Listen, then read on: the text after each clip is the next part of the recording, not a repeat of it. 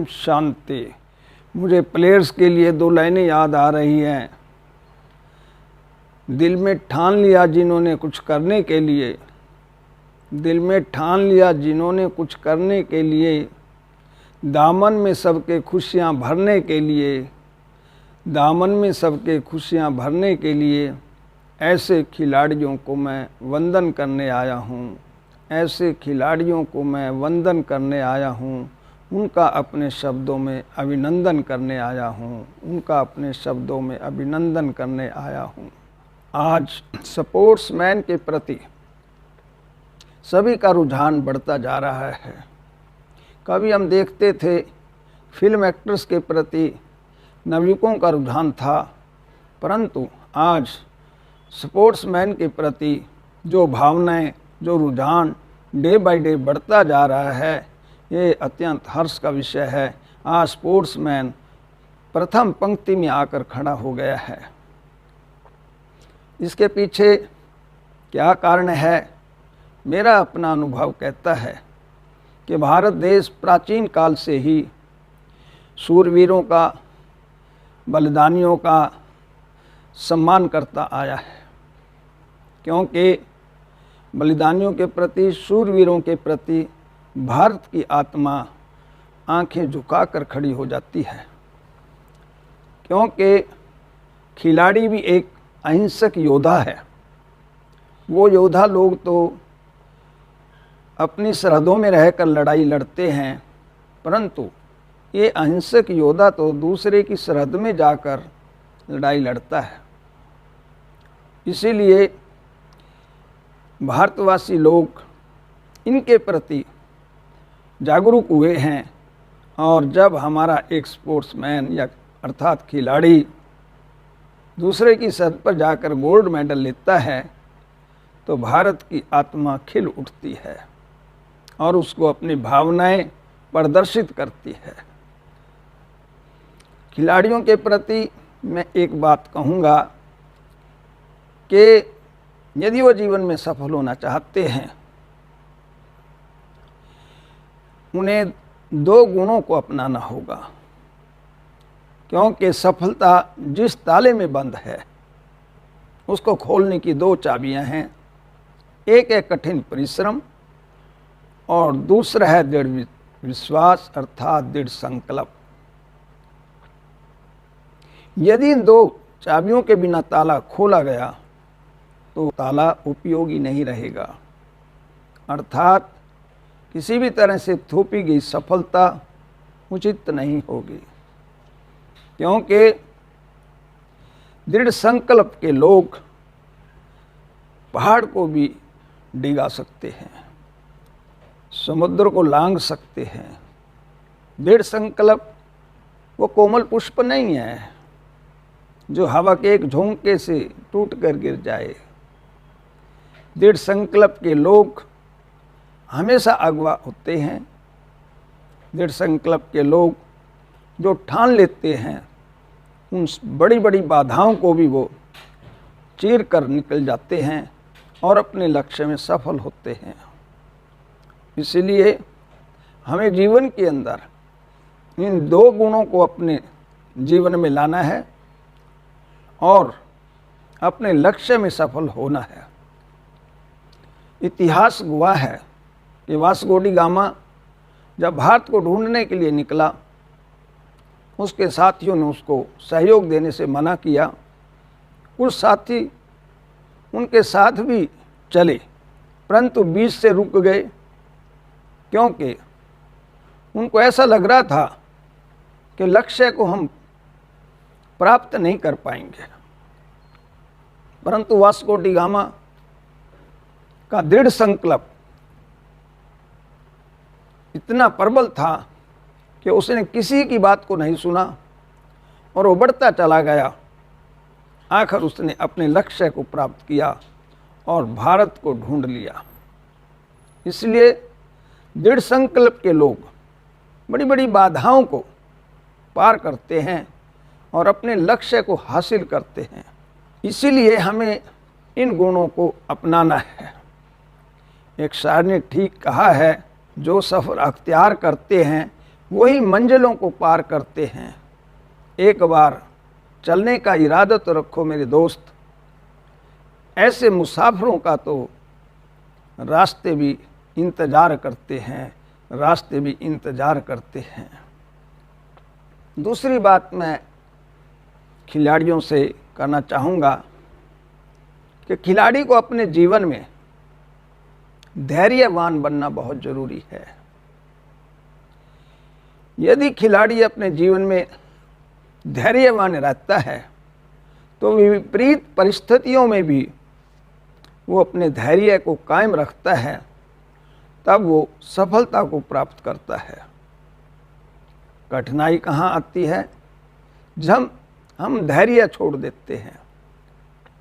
इसीलिए हमें जीवन में सदैव धैर्यवान बना रहना चाहिए। कभी भी किसी भी परिस्थिति में अधीर नहीं होना है, क्योंकि धैर्य के वृक्ष पर ही फल और फूल लगते हैं। इसलिए धैर्य एक ऐसा गुण है जिसको हमने जीवन में अपनाना है, क्योंकि राम से लेकर महाराणा प्रताप तक सबके सामने विपरीत परिस्थितियां आई हैं, परंतु उन्होंने अपने धैर्य को नहीं छोड़ा। वो लड़ाई लड़ते रहे जीवन भर, अर्थात अपने अभियान में विजयी रहे।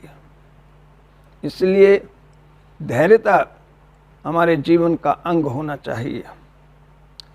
महाभारत में अर्जुन को यह सुनिश्चित नहीं था कि विजय श्री उसके हाथ लग जाएगी, नहीं, भगवान ने सुनिश्चित किया था। भगवान ने अर्जुन को कहा था कि ये अर्जुन, यदि तू इस युद्ध में विजयी हो गया तो विश्व पर राज्य करेगा, यदि तू इस युद्ध में हार गया तो श्रीमानों के घर जन्म लेगा। परमात्मा ने सुनिश्चित नहीं किया कि आपकी जीत अवश्य होगी, परंतु अर्जुन धैर्यवान होकर एक भगवान पर भरोसा रखते हुए युद्ध लड़ता रहा, अर्थात वो विजयी हुआ, महाभारत का विजेता बना।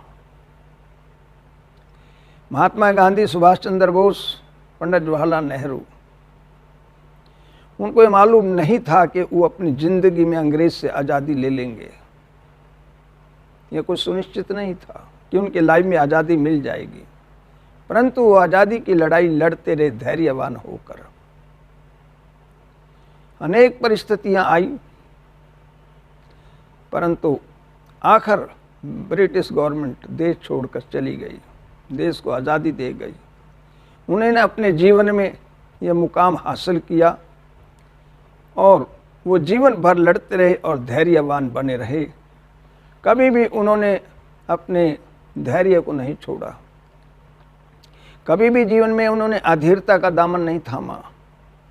इसलिए एक खिलाड़ी को भी धैर्यवान बनना बहुत आवश्यक है, क्योंकि इस क्षेत्र में कभी हार कभी जीत ये तो होता ही रहेगा। ऐसा कोई खिलाड़ी नहीं जो जीवन में कभी हारा ना हो, ऐसा भी कोई खिलाड़ी नहीं जो जीवन में कभी जीता ना हो। हार और जीत तो दो पहलू हैं, परंतु ये आवश्यक नहीं कि जीतने वाला जीवन रूपी खेल में भी विजयी हो जाए। कई बार हारने वाला जीवन रूपी खेल में बहुत आगे निकल जाता है, क्षणिक खेल में भले वो विजय प्राप्त न कर सका हो।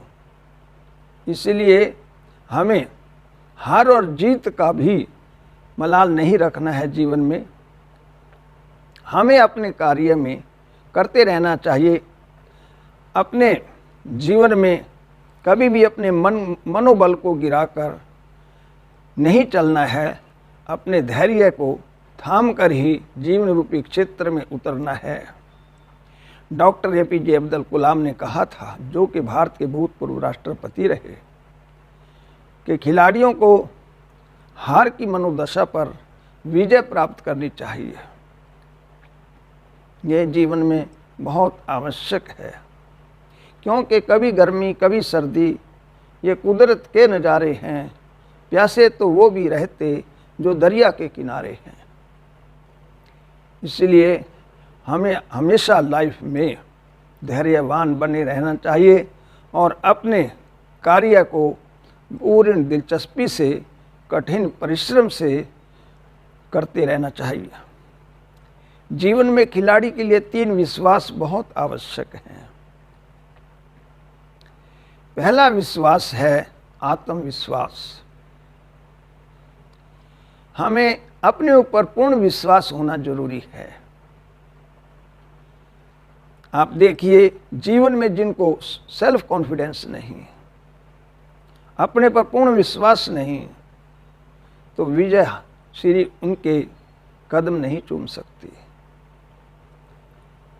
नेपोलियन लड़ाई लड़ता आ रहा था। एक जगह एक पर्वत रास्ते में था और उसको क्रॉस करके लड़ाई लड़नी थी। नेपोलियन ने अपनी सेना को कहा कि पर्वत क्रॉस करें और अगले जो राज्य है उस पर अटैक करना है। सेना थकी हुई थी। उसने कहा, सर ये असंभव है। तब बोनापार्ट नेपोलियन ने कहा, असंभव शब्द मूर्खों की डिक्शनरी में मिलता है।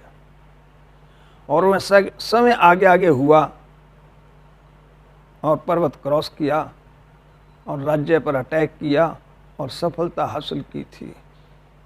देखिए कितना मनोबल था, कितना उनमें अपना आत्मविश्वास था। ये सेल्फ कॉन्फिडेंस होना भी प्लेयर के लिए बहुत आवश्यक है। उसको अपने में विश्वास होना जरूरी है।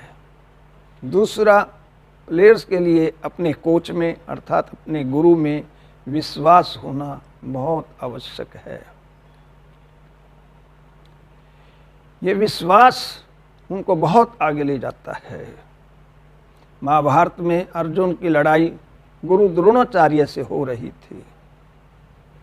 कुछ लोगों ने कहा कि गुरु द्रोणाचार्य से अर्जुन नहीं जीत सकता, क्योंकि वो युद्ध के सारे गुर जानता है, इसीलिए उसका जीतना यहाँ असंभव है।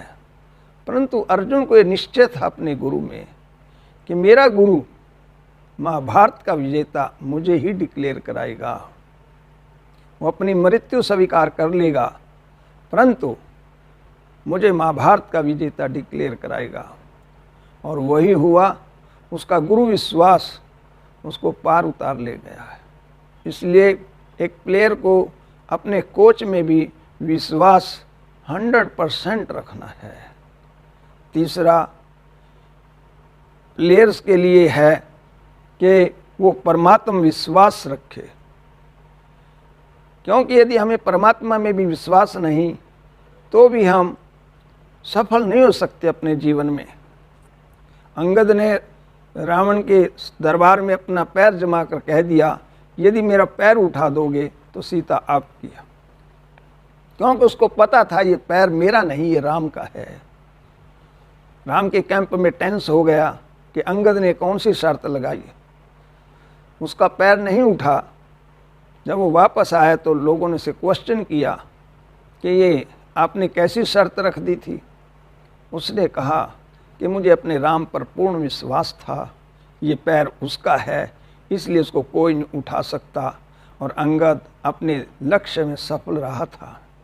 इसीलिए हमें परमात्मा पर भी विश्वास आवश्यक है। अंत में मैं प्लेयर्स के लिए 2 लाइनें दे रहा हूँ। पर्वत को जो धूल बना सकते हैं, उंगली से जो हिमालय उठा सकते हैं, पर्वत को जो धूल बना सकते हैं, उंगली से जो हिमालय उठा सकते हैं, ये ऐसे स्पोर्ट्समैन हैं, ये ऐसे स्पोर्ट्समैन हैं जो आकाश को भी धरा पर झुका सकते हैं, जो आकाश को भी धरा पर झुका सकते हैं। ओम शांति।